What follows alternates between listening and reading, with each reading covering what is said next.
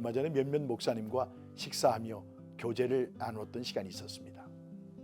포스트 코로나 시대의 교회와 목회를 나누며 성도를 어떻게 섬기며 어떻게 교회를 세워가야 할지 등등 다양한 내용을 고민하며 함께 나누었습니다. 교단과 교회의 크기는 서로 달랐지만 공통적인 내용 중에 하나는 전도였습니다. 포스트 코로나 시대 전도 환경의 변화로 전도의 문이 막힌 것처럼 느껴집니다. 이 시대 우리는 어떻게 전도해야 할까 생각해 봅니다. 너희 마음에 그리스도를 주로 삼아 거룩하게 하고 너희 속에 있는 소망에 관한 이유를 묻는 자에게 대답할 것을 항상 준비하되 온유와 두려움으로 하고. 초기 교회는 유대주의의 강력한 반대와 그리스 로마주의의 편견에 의한 박해에 직면했었습니다.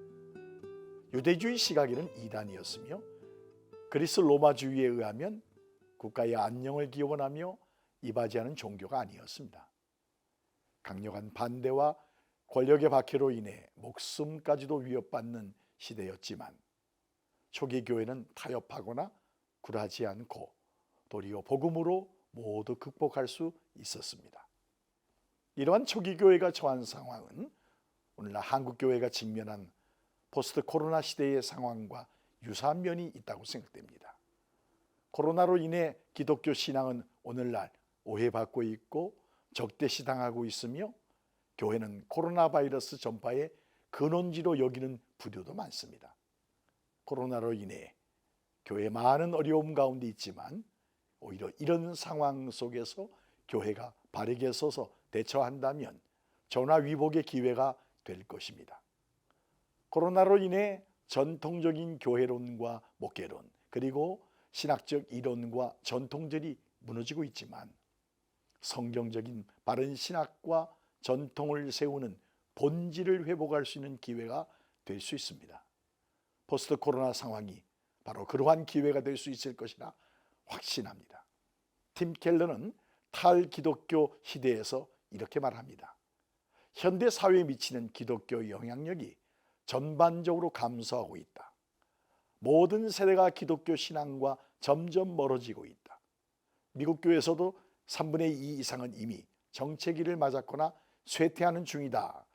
종교는 사회에 유익을 주거나 해를 끼치지 않지만 교회는 해롭고 악할 뿐 아니라 사회 발전에 장애가 된다고 생각하는 사람들이 많아지고 있습니다. 하지만 이러한 때일수록 스스로를 정범하고 기도하며 어떻게 새로운 복음의 접점을 마련하여 그 문화 속에 들어갈 수 있을지 따져보아야 한다. 세상과 구별되는 거룩함을 유지해야 하고 주변 사람들을 돌아볼 뿐 아니라 그들을 섬겨야 하며 사람들을 리드하되 진정으로 회개하고 변화되도록 이끌어야 한다. 포스트 코로나 시대 관계의 갈급함과 외로움을 느끼는 분들이 많아졌습니다.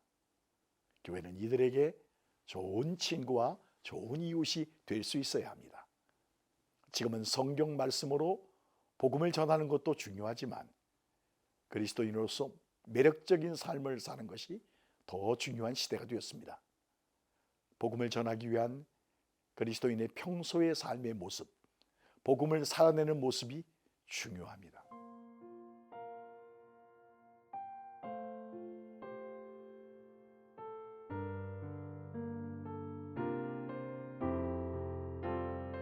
CTS 시청자 여러분, 포스트 코로나 시대를 살아가는 사람들에게 생명을 주고 소망을 주는 진정한 복음이 절실히 요청됩니다. 사람들은 전하는 복음을 삶으로 살아내는 그리스도인을 보고 싶어 합니다. 이렇게 힘든데도 저 사람은 왜 저렇게 감사와 기쁨이 있을까? 고난 속에서도 저 사람의 삶의 행복이 무엇일까? 저 사람은 무슨 소망을 갖고 살까?